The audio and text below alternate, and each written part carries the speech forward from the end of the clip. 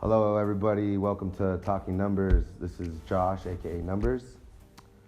Today, we are going to have a guest on the show, Andrea. She's here today. She's here to talk a little bit about herself, about her life, her experiences, and what she went through. So, Andrea, tell us a little bit about yourself. Thank you for having me, by the way. This is really awesome. Well, I was raised in Albuquerque, New Mexico. Actually, I'm not from California. I'm from New Mexico. Not a California chick. No, I'm from the ghetto. So I was raised in the ghetto. Really? My mom was divorced from my biological father. So I never knew my biological father. Actually, he was, huge drug dealer, just real involved in just some really bad things and stuff. And so I never knew him. It was my mom and me and my two brothers. Okay. Close to your mom then? Oh yeah. Very yeah, close. super close. Well, got closer. There, Right. There's that time period where you're like, I don't like my mom. Teenager, okay. Totally, yeah. Right. Yeah, so, but then she ended up meeting my stepfather, who I don't even tell people he's my stepdad because he's legit my dad.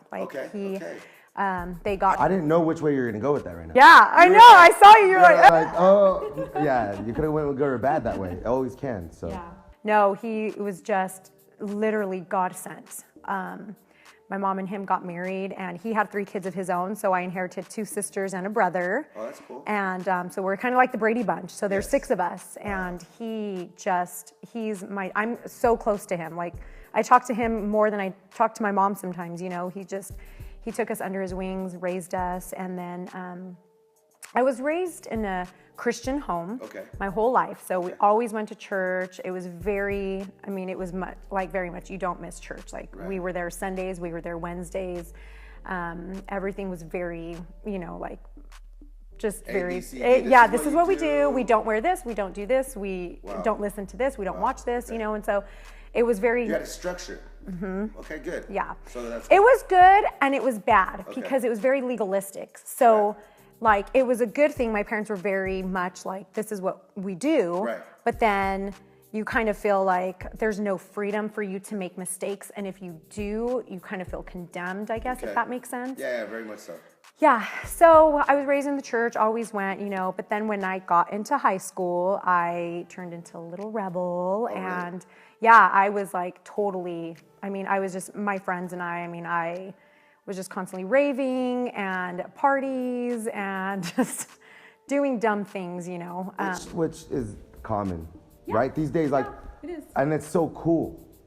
It's so, it's so praised to be that, which back when I was younger, it wasn't that so much. Right. You kind of, the internet's a good and bad thing, I guess you could say, and some people are gonna be a leader and a follower. Right. Right? Mm-hmm. So, what else about you? What else about yourself? Tell us a little bit more. Do you want me to start from the beginning or where I'm at right now? Yes. Where are you at right now? Right now, so I am a single mom. Okay. I'm a single mom. I'm a teacher. Okay. I have 2 boys. They're going to be 12 and 9. They are my entire life. So they are my world. And they're literally that's what I do. That's all I'm in about school. Them. Yeah, I'm going to school right now full time. I'm working full time, and it's just my boys just trying to raise decent human beings that, could be leaders. Yeah, trying to raise leaders just like their dad was. So. That's right. There you go. Mm-hmm. That's a positive thing. That's a positive thing. Yeah. So what do you do on a daily basis? What is a day? If I was to walk around with you and hold a camera up, what would I see? What would I follow? On a daily basis, I'm always so busy. I never have down people talk about oh, I watched, the series on Netflix. I'm like, I don't even know what the heck you're talking about. I just don't, I feel so out of the loop because I don't watch TV, and it's not because I just am so busy. I always make sure I have something, either I make sure or it's just life. Like I said, I'm working, I have my kids. I want to make sure they're in stuff. They do sports, they do piano. My son's an amazing pianist. Oh, that's so dope. Yeah, it is. I actually want to learn a little bit of that. Oh, you should. I do. You should. I do, because and it's weird that it kind of hit me a while ago. I want to play an instrument, and it kind of was the piano that kind of came to me. It's the second hardest instrument in the world to learn. Right. But it's one of the best. Like, I'll just listen to my son play and I'm like, I'll lay on the floor just like, oh, I mean, he's just sitting there playing, you know, and it's incredible. So I sacrifice, you know, like I'm trying to sell like Rhode Island Field skincare on the side because I'm like, I want to make extra money because I want my kids to have a decent life. Like I want my son to play piano. I want them to play basketball and soccer and stuff like that, you know. And so and it's being hard. a single mom it's is hard. Like the hardest thing in the world. And coming from a household where I know what it's like to have a husband, to going to the opposite of being a single mom, it's been really tough. It's been really hard. Right. And so tell us a little bit about, because that is why you're here. We're talking to her right now because her story and what you go through, what I go through is what everybody goes through. Right. And it's life. At the end of the day, it's just life, right? So tell us a little bit about maybe why you are doing what you're doing on a day-to-day basis. Not only for your kids, because that should be regardless. Right. So what is it that feeds you even more, and why you're in the position you're in, and why you're going out and you're speaking and everything? So my husband and I got married when I was 19 years old, and he was actually, he became a pastor. He was ordained when I was like, I think 21. And we have always served in the church. Like we went to Hawaii and we ran a Bible college out there. And then fast forward, we had our son Jaden. And fast forward a little bit more, he took over a church in Temecula, a small little tiny church in Temecula. So What was the name of that church? Temecula Community Church, Okay, which cool. is now Reliance. They kind of merged, so Right. it's Reliance now. Do you still go to that church? Yeah, I do. Yeah, that's cool. yeah. That's cool. I left for a while though, Right. because it was hard. Of course. Memories and stuff being there. Just his office, like his office now is like a storage room kind Are you of, serious? and you know, so it's kind of hard. But I'm like, you know what? It's. I'm not going to sit and be like, keep it as a shrine, like you know, it's not. Right. So it's tough, but Okay, so what else? Go on from there. okay, so life was perfect. Right. I mean, I was married to my best friend, like Okay. just love of my life, father to my kids. We have the best life, really. You know, it's almost perfect. We Right. just bought a house in December, and then March 4th of 2011, I rushed him to the hospital at 4:00 in the morning, and he looked at me and he was like, I'm dying. I was like, what? And he's like, I'm dying. And I'm like, what are you talking about? And so I call my in-laws. I'm like, hey, meet us at the hospital. Come get the boys. So was it something that he knew, or was he going to the doctors already? No. He didn't tell you? Nope. But something he just felt. He just felt it. Wow, and it's so crazy. We had just gone to the doctor about 3 days before. And they sent him home with antibiotics, said he Are had a you sinus kidding infection. me? Yeah. Okay. They're like, you have a sinus infection. The next day he called me, he's all, babe, I've been throwing up all day. I'm like, what the heck? I'm like, maybe you have the stomach flu too, or maybe it's the antibiotics that you're on. Like, you know. And these are doctors. These are doctors. Yeah. Like really? Yeah. So I guess I could put on a coat and I could tell you, hey, you're not sick, or hey, I think you're dying. Yeah. And it's just based on what I say, on theory. And this is what's sad too today. Like, there's, you know, I guess it's life, and now you're here to speak it and to put it out there so people can understand it. And for him to tell you that and feel that, which most people probably don't even take as a sign. Like, there's a lot of people that would tell somebody, hey, I'm dying, or hey, I feel this way, and it's all on feel, and people don't even take any consideration for anybody else in any other type of situation, whether it's your husband or your friend or your family member. So to hear that's crazy. That's crazy. So go on from there. So long story short, he dropped him off, and the doctor was kind of like, you probably have an inner ear infection, you know, but for fun, let's just take a CAT scan, you know, for fun. So I was sitting here, my husband was here on the bed, just in severe pain, vomiting, like literally, he said his head was spinning so bad. And then my father-in-law was sitting here on the phone, and the doctor walks in literally dumbfounded. And I could see the doctors and the nurses from a distance looking at the MRI or the CAT scan picture. Wow. And they were all, I could see them talking. And I remember him walking in and he just scratched his head and he said, I don't know how to tell you this, but we found a mass on your brain. Oh my God, no way.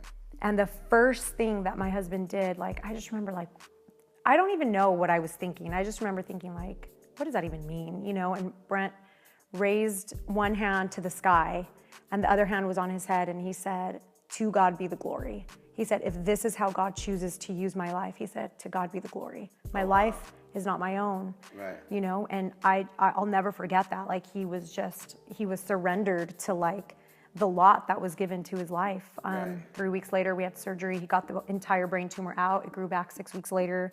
We went through chemotherapy. We went through radiation. And in the meantime, I'm nursing a baby. Like I have a baby. I have, you know, a toddler running around and I'm just like, life is insane. We're driving to LA every single day for 6 weeks for radiation. Like it's so easy for people to give up at that time. Oh, I don't know. I think you're kind of in mode. At least for me, I was like, all right, let's get this thing, like kind of just like doing it. You're still trying to be positive for a situation that is no way of being positive about. I think it's kind of like adrenaline. It just kind of kicks in like naturally. Like for me, it did. For me, I was like, all right, I'm like, you have a brain tumor, let's take care, like, let's do this, I'm calling doctors, like, we have no money, you know, no. And I'm like, what do you want? Put on my credit card, like, what do you need? Right. Like, I'm just calling doctors, like, wanting to fly them in, you know, like, this is. Do any way, any possible way. Right, just whatever. I'm making him, like, drink shark cartilage in his juices. Everything up on the internet and searching for every Western, possible. Eastern, yeah. And then, so after the doctor came in and after you found out that, and he pretty much was like, okay, God, this is what you want from me, and he was able to accept that, and you were in a position to have to be there for your kids, and also for him, whether it was his last couple days or whatever, you still want to be positive for him, right? Yeah, yeah. And so what was it at that time after that, you were running around crazy? It was 14 months total from March, and then he actually took his last breath on May 8th of 2012. Died in my arms. We were on top of each other, and he just died in my arms. And before that, I think the hardest thing for him was leaving our kids. And he was just like, sorry, it's hard to talk about. No, I understand. He's like, how do I give a lifetime of advice to my 5-year-old son who's going to be 16? Like, how do I give him advice? Right. For his girlfriend, like, I'm not going to see him walk down the aisle. I'm not going to see him graduate, Father figure. That was the hardest part for him. Right. Like, just to know that his kids were going to be like left behind. And he didn't want to leave me behind, but he knows like how crazy and strong I am. Like, totally. He was like, babe, you'll be okay. Right. He's like, my mom, she'll be okay. He's like, but I'm worried. Like, I'm worried for my boys, So that was the hardest thing for him. But everything else he was surrendered to. He was so he was 15. You're the oldest. What is? No, he was 5. 5 years old. 5, and the youngest was 2. Oh wow. So the youngest doesn't even remember him, Of course not. And my oldest does, though. They had such a strong like bond, and so that's been hard. Now I look at them and like my oldest. So is there any type of like, you don't have to be with you to be a father figure, Like for me, I still to this day I had a problem with that.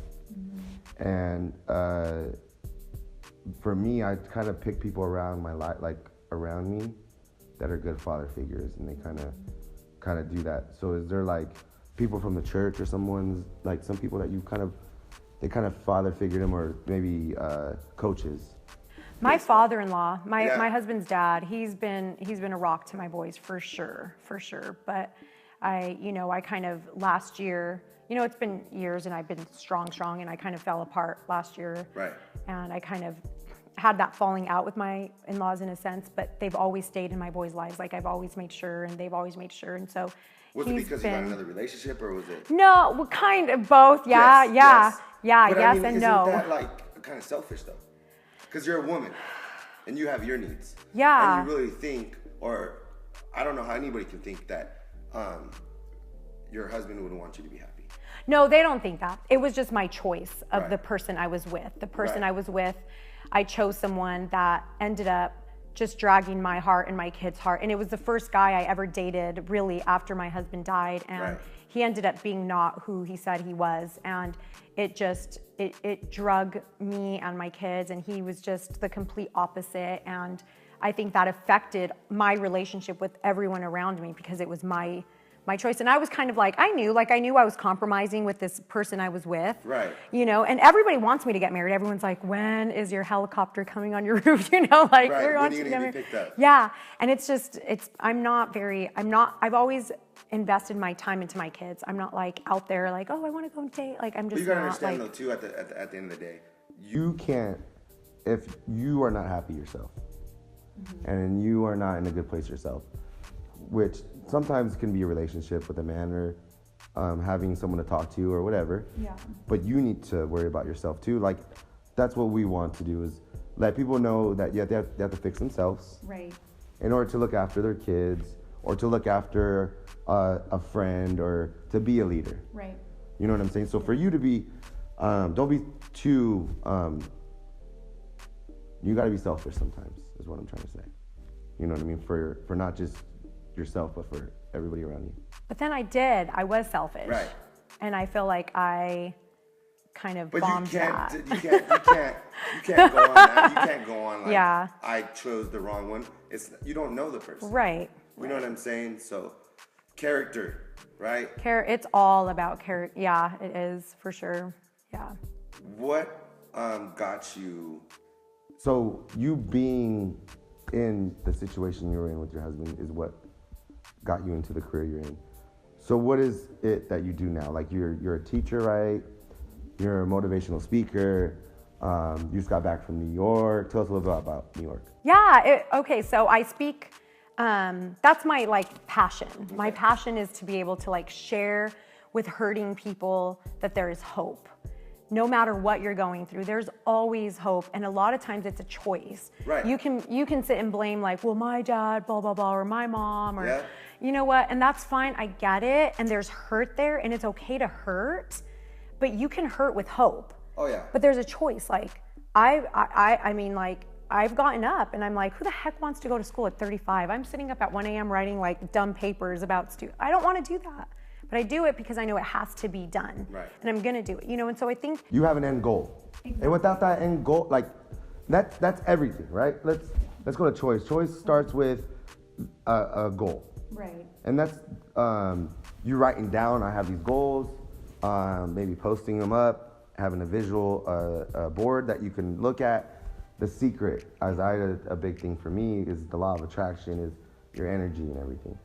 So going back to choices is a fork in the road. You have choices every day, whether you get up every day and you work hard at it, or you want to lay there longer and not do anything. Right.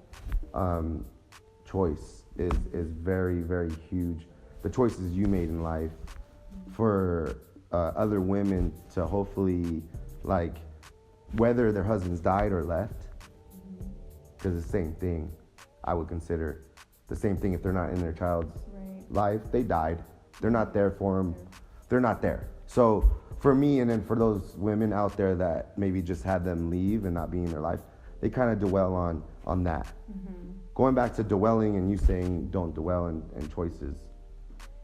Yeah, you can't. I mean, what are you going to do? You know, life happens and it sucks sometimes, but if you sit in that puddle of, you know, I always say this when I go and speak. I always talk about a battle. If you're in a fight, say you're in the army and you're in a fight, the enemy comes against you, chops your arms off. Okay, you're not dumb. You know your arm's bleeding, but if you sit on the sidelines and cry about it, he's going to kill you. But if you get back up, you know your arm's bleeding, you're hurt, you're injured, but you continue to fight, you have a chance of living.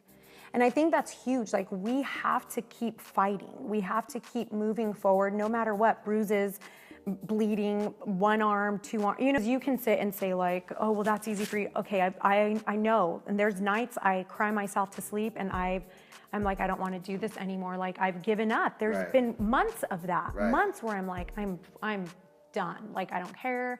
My kids, I'm you want popsicles for breakfast? Have a popsicle. You want nachos for breakfast? You know what I mean? You give up. But I'm saying you can't stay there because you will die. Right. And it's dwelling. This is the thing with people, and I don't understand, is it's like a working out, right? So people don't like the pain when they work out, right? Some people love that pain, right? For me, I kind of look at it like in life. Though looking for investing in something, not knowing, being in that pain, like, oh man, I might just lose all that money, or helping someone out, and it might not work out to my benefit. Yeah.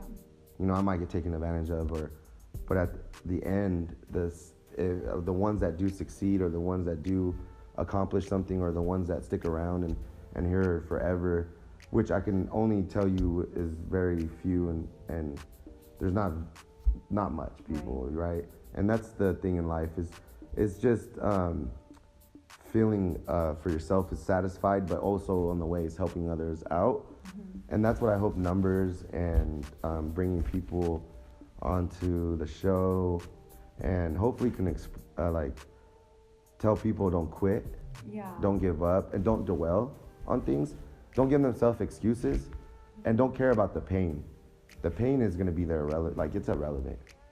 Yeah. And what are you going to do with it? Right. Well, it's kind of like you were asking, your last question was, how did you get into speaking and how do you do that? I think like turning our pain into positive, turning our pain, saying, okay, I've gone through it. It is what it is. Right. Let's help somebody else. However that looks. It doesn't have to look a certain way. Right. You don't have to be a speaker in New York or in stinking Hawaii. Like, you can be in your backyard and just helping someone. You know what I mean? If you're blessed with encouragement, if you're blessed, whatever it is that you are, and you're able to give back in that way, then you give back. And I think that helps you get through, because it's, even this morning, a lady called me, and she was like, I was following your story for years, and this August my husband was diagnosed with the same thing your husband was. And so I was able to just be like, this is how it was for me. It could be different for you, but no, you know what I mean? So it's just helping. And that's so cool, because you didn't have that. Who did you go to at that point? I threw up on my mother-in-law all the time. Okay, so there you go. But no one to really understand. No one really understood that, because the relationship was different. Like, that was my spouse. That was my other half. Right. And I couldn't go to anybody else. Like, nobody understood. And even I had friends that were widowed, but it was just still different. It was still like... Right. They couldn't relate. Right. Sometimes, and now, like you're just saying, you don't have to relate in the same aspect. It doesn't have to be your husband died of brain cancer. It could be like he just left. Right. And it's any aspect of life. What am I going to do? Am I going to use it to go forward? Yeah. Or am I going to dwell on it and stay here? So Numberz, today was a blessed day to have you here, and I'm so happy to. You're the first woman on the show. Oh. So we're going to put you on a plaque and post you. I'd like to have my own platform. Own platform, huh? First on the show. So thank you for coming. Yeah, an Oscar. But thank you for coming on the show. Everybody, thank you for tuning in. Thank you for watching. Whoever does watch and whoever does support us, because it's not about me, it's about everybody. Appreciate it, and thank you for coming. Thank you for having me. I appreciate it. Thank you for watching, everybody. Numberz, number one. Thank you.